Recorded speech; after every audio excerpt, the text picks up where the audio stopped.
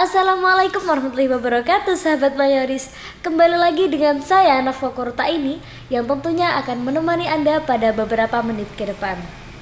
Oke, pada podcast kali ini kita akan berbicara mengenai Muharram. Tetapi sebelum meluncur lebih dalam lagi nih, saya sudah mendatangkan pemateri yang sangat istimewa. Beliau adalah alumni dari MTS dan MA Unggulan Nuris. Kira-kira siapa ya? Baiklah, saya akan menceritakan profil singkat mengenai beliau. Beliau bernama Ning Ifta Atia, yang merupakan Dewan Pengasuh Pondok Pesantren Nurul Arifin, Curah Kalong, Bangsal Sari, Jember. Selain itu, beliau merupakan pengajar dari SMP 21 Nusa dan SMA 07 Nusa, Bangsal Sari, Jember. Dan gak kalah hebatnya juga, beliau adalah lulusan dari UIN Syarif Hidayatullah, jurusan ilmu Al-Quran dan Tafsir. Keren banget bukan? Ya keren banget lah, saya juga pengen mau masuk ke UIN Syarif Hidayatullah Jakarta. Oke, untuk perkenalan yang lebih afdal, biar penonton di rumah tahu semua siapa sih Ning Ifta Atia itu. Baiklah, langsung saja kita sapa. Assalamualaikum Ning Ifta. Waalaikumsalam Nafa. Ning Ifta, kabarnya baik, Ning? Alhamdulillah baik. Kabar di rumah? Kabar di rumah juga baik. Alhamdulillah baik juga. Alhamdulillah. Nafa sendiri gimana? Alhamdulillah, harus semangat, baik-baik saja. Langsung saja gini. Oh iya. Kita mau berbicara mengenai bulan Muharram. Mumpung masih bau-bau awal tahun Hijriah, yang dimana bulan Muharram merupakan bulan yang sangat istimewa karena menjadi pembuka pada kalender Hijriah.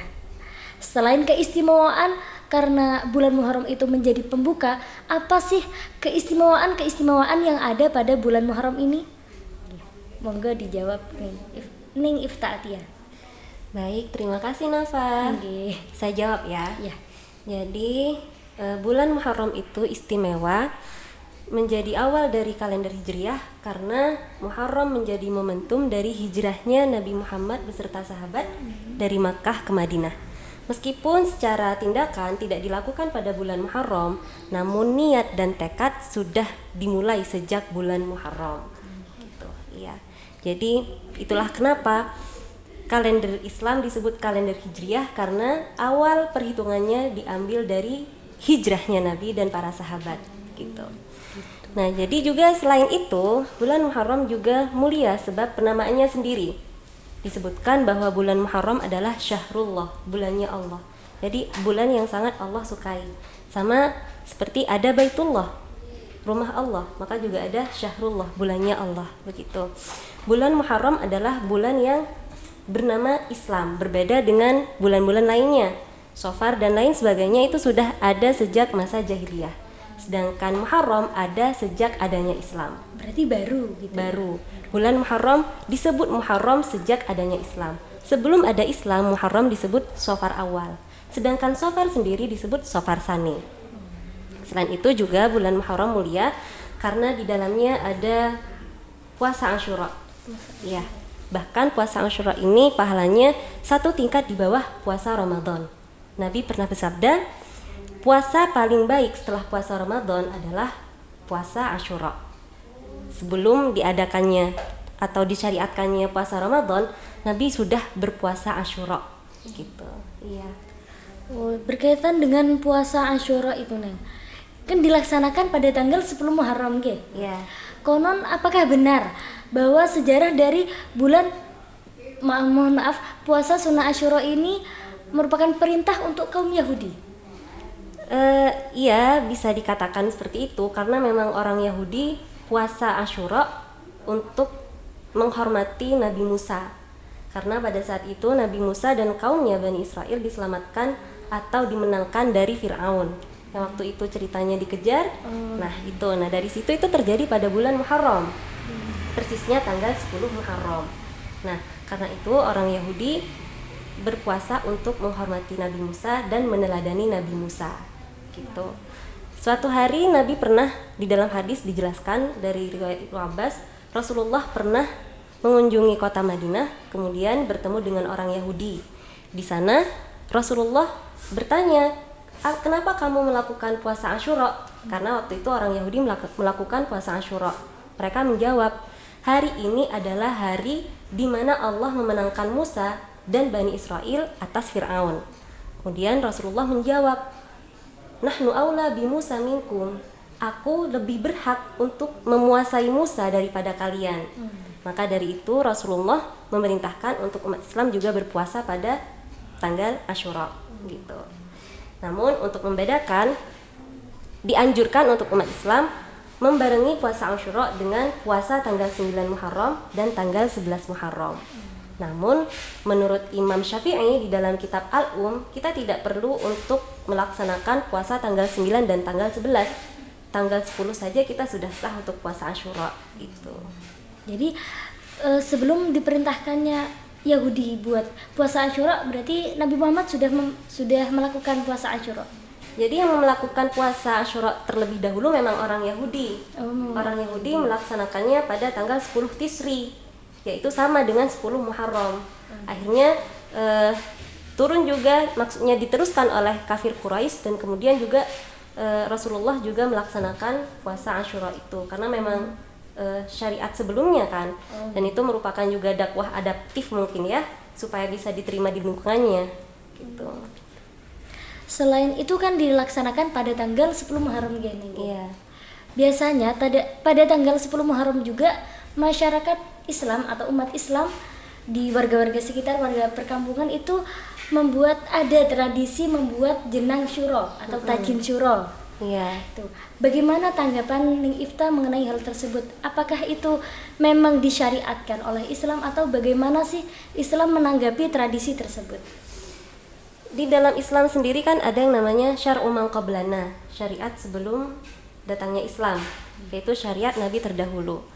Mengenai bubur suro ini atau jenang suro, ya selain dia tradisi, ya dia juga bisa kita kategorikan sebagai syariat sebelum Nabi Muhammad, karena sudah pernah dilakukan dulu oleh Nabi Nuh alaihi salam.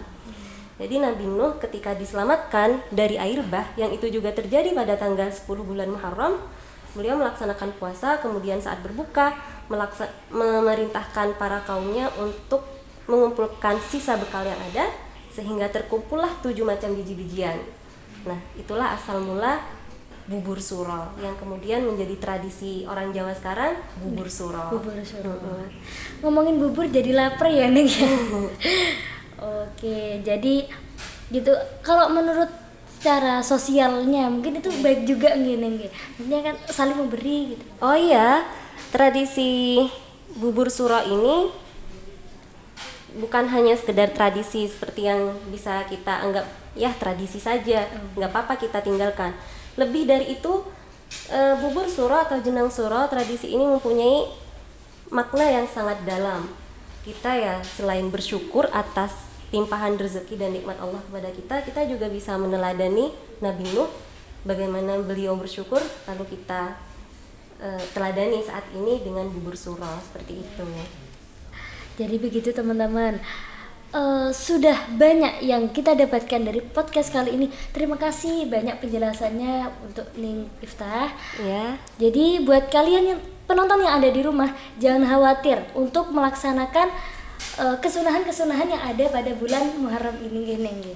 Soalnya memang katanya tadi penjelasan dari Ning Iftah, apabila kita melakukan ibadah pada bulan Muharram ini, pahalanya akan dua kali lipatkan gitu. Akan dilipat gandakan.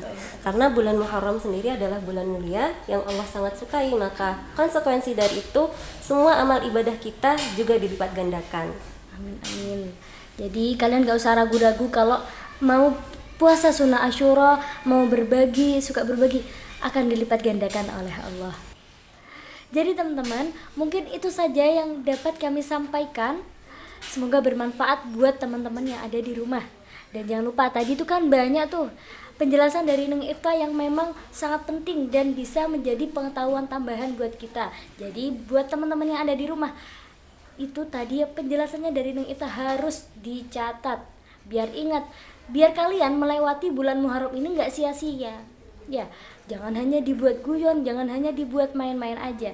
Lakukan dengan ibadah karena pahalanya menjadi 2 kali lipat. Baiklah, mungkin sekian yang dapat kami sampaikan. Oh iya, jangan lupa apa Neng? Jangan lupa like, subscribe, dan share sebanyak-banyaknya video ini. Buat yang subscribe, jangan lupa juga loncengnya ya Neng ya, biar gak ketinggalan video menarik dari channel Mayoris. Benar banget. Oke, saya Nafa Kurota ini sebagai moderator pada podcast kali ini pamit undur diri. Wassalamualaikum warahmatullahi wabarakatuh.